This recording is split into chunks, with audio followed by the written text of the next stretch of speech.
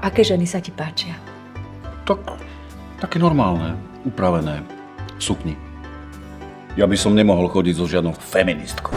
To je hrozné, tie chlpaté mužatky, čo neustále bojujú o nadvládu nad mužmi, to nie je nič pre mňa, vieš.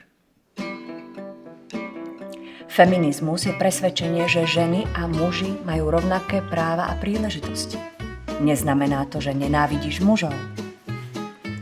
Znamená to, že si holíš nohy, kedy ty chceš. O niečo neskôr. A aký si typ muža? Si romantik? Ja som predsa úplne normálny. Stará škola. Ja neznášam násilie.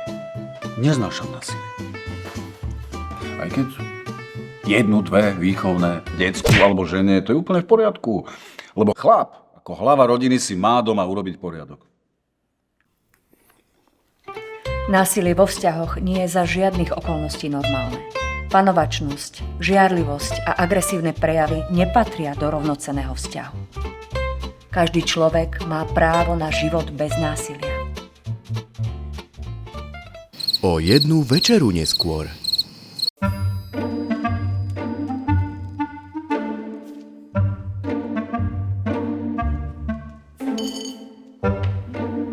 No čo, Maja?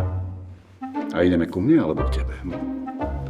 S tebou už rozhodne nikam nejde. No moment, ale ja som to predsa zaplatil.